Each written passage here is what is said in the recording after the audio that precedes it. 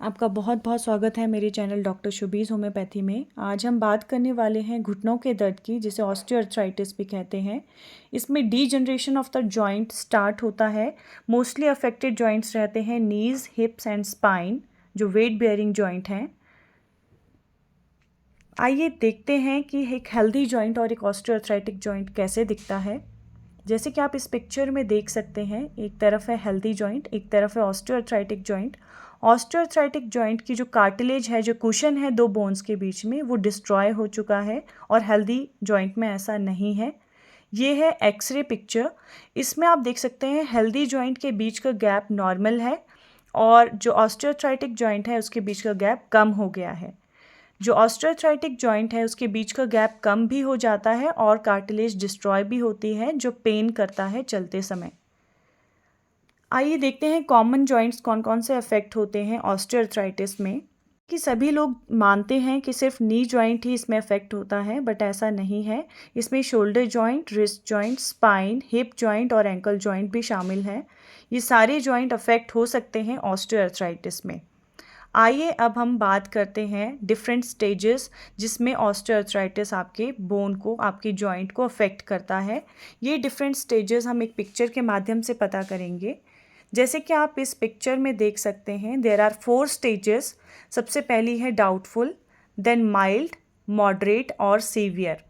Severe stage में आप देख सकते हैं कि कार्टिलेज कम्प्लीटली डिस्ट्रॉय हो चुका है और घुटनों के बीच का गैप जो है वो कम हो चुका है, जिससे हड्डियां एक दूसरे के साथ रगड़ खाती हैं। जब भी आप चलते हैं, उठते हैं, बैठते हैं, खासकर जब आप सीढ़ियां उतरते हैं, तो आपको पेन और स्टिफनेस फील होती है जॉइंट में।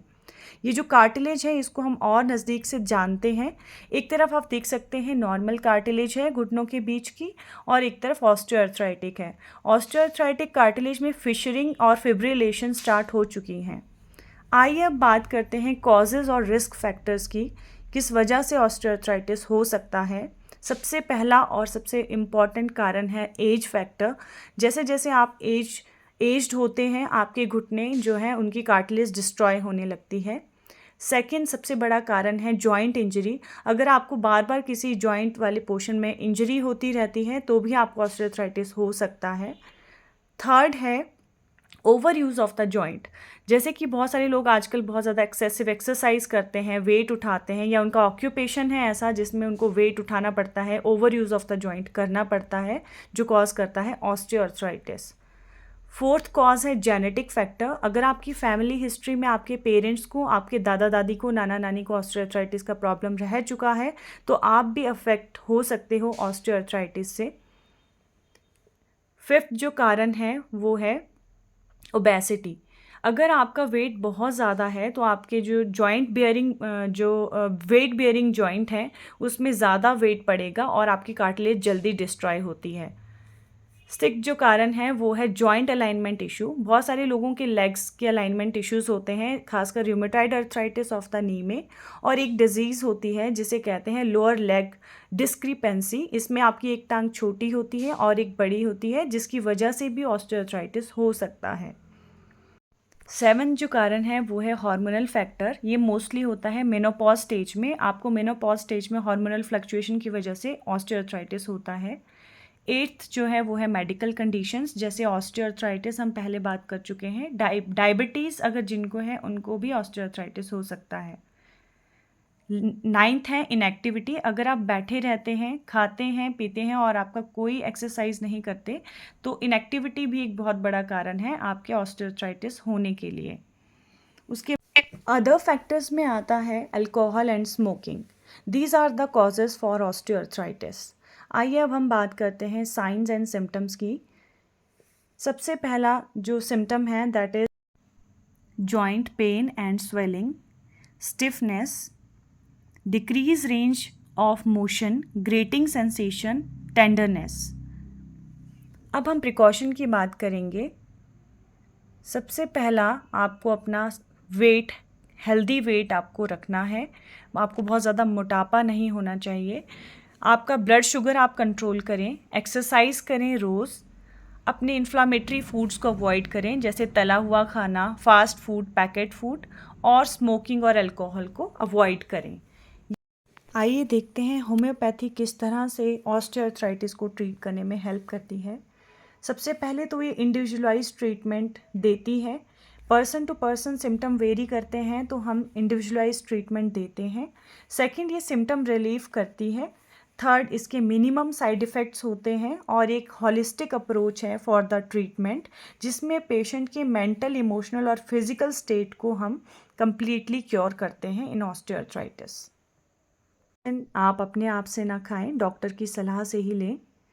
टॉप 5 होम्योपैथिक मेडिसिन कौन सी हैं ऑस्टियोआर्थराइटिस के लिए, आइए देखते हैं। नंबर 1, सबसे पहली मेडिसिन है आर्निका मोंटाना, जिसमें इंजरी की वजह से ऑस्टियोआर्थराइटिस होता है। इसमें सोर ब्रूइश्ड पेन होती है ऑस्टियोआर्थराइटिस में।